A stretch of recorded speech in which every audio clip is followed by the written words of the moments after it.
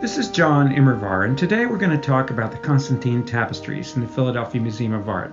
If you've been to the museum, you've seen these 12 monumental tapestries. The largest is 25 feet across, and they fill all of the wall space in the Great Stair Hall. But if you're like me, you probably walked by them many times without realizing that they tell an amazing story of the life of Constantine the Great. He's the Roman emperor who died in 337. Perhaps I should say they tell a story, since the actual details of his life are murky. Here he is on one of the tapestries. The tapestries themselves were created in the 1600s, 1300 years after Constantine died. If you look at the description of this video, I tell a little bit about how they were created. The tapestries all have these beautiful borders, but for this video, I've trimmed off the borders like this, so the images are easy to see.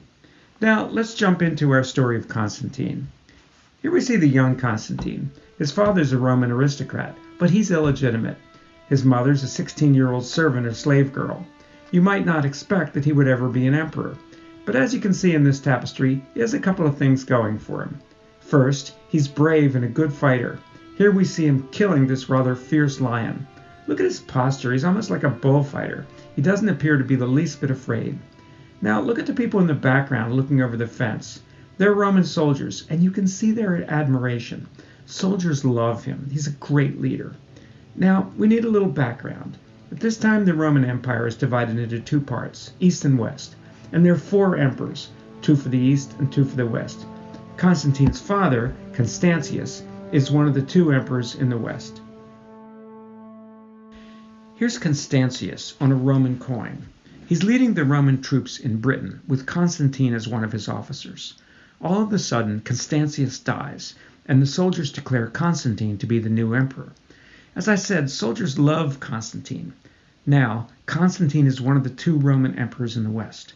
The other is Maxentius. He's actually Constantine's brother-in-law. They're 2 young men on the make, but they don't get along. Inevitably, the tension breaks out into a war between them. Now, it's the night before the battle. Here we see Constantine encouraging his soldiers, inspiring them to fight hard for victory. Maxentius' forces hold Rome, and the battle will be joined outside the city near the Milvian Bridge. Just at that moment, Constantine has a vision. He sees a Christian sign, and hears a voice that says, "With this sign you will conquer." So he equips his troops with that Christian sign, and they go off to battle. Here we are at the Battle of the Milvian Bridge, the most important battle that few people have ever heard about. It was designed by the famous artist Peter Paul Rubens, who specialized in very dramatic scenes. Maxentius had torn down a part of the bridge and created a temporary wooden structure, figuring if the battle got tough, he could retreat his forces over the bridge and then take down the temporary structure. But his troops were pressed so hard that the structure collapsed, and many were drowned. If I tell you that the figure at the bottom, falling headlong into the water, is Maxentius, you'll know how the battle went. He drowned, but Constantine also had his head cut off, just for good measure. I always feel sorry for this one horse. I hear him saying, "I didn't sign up for this when I joined the army." Constantine wins the battle and marches triumphantly into Rome. Here we see his entry into the city.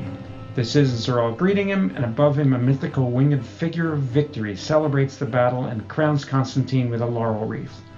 Now, Constantine's the sole emperor in the West. Remember Constantine's vision. Under this sign you will conquer. He did conquer and was victorious, and now we see him being baptized as a Christian. Was he really baptized? We aren't sure, but he becomes completely sympathetic to Christianity. Next, Constantine tries to make an alliance with the main emperor of the East, Licinius. Here we see a dynastic marriage. Constantine is on the left in blue, and he's marrying his wife, Fausta. He has a young son by a previous wife, and maybe this little boy is that son. We'll talk about him a bit later. At the same time, Constantine is giving his sister to be married to Licinius, who's in the red on the right. He's the emperor of the East.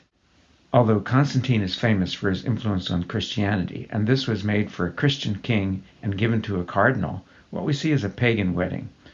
These 2 muscular fellows are going to slaughter this cow and study the entrails right in front of the wedding party. And notice that Constantine and his sister are lined up in front of statues of the Roman gods Jupiter and Juno, just as a way of reinforcing Constantine's connection to the Roman gods as well. Now, Constantine has a new brother-in-law. You remember what happened to the last one. I wonder what's in store for this one. Right, this one doesn't work out too well either. This time, the tapestries show us a sea battle. Constantine's forces are victorious, and eventually Constantine has Licinius killed as well. Now, Constantine is the emperor of both East and West, so he decides to build a new capital city, Constantinople. Now it's called Istanbul. It's truly an intercontinental city, half in Europe and half in Asia. Here is Constantine consulting with the architects. And here's why I said that the Battle of the Milvian Bridge is the most important battle that many people have never heard of. Prior to Constantine's victory, Christianity was a persecuted cult in the Roman Empire. But now the emperor actively endorses Christianity.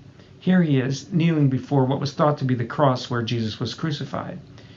And here's his mother. She's no longer a servant girl. Now she's the mother of the emperor, and an active proponent of Christianity. And now that the emperor is a Christian, Christianity spreads dramatically, and Constantine has an active role. Here he is, supervising workers who are tearing down pagan images and replacing them with Christian ones. Imagine what the history of Europe would have been like if Constantine had been killed instead of Maxentius. We aren't exactly sure what's going on in this picture, but one interpretation is that a lot of bishops wrote letters to other bishops and to Constantine about their arguments with each other.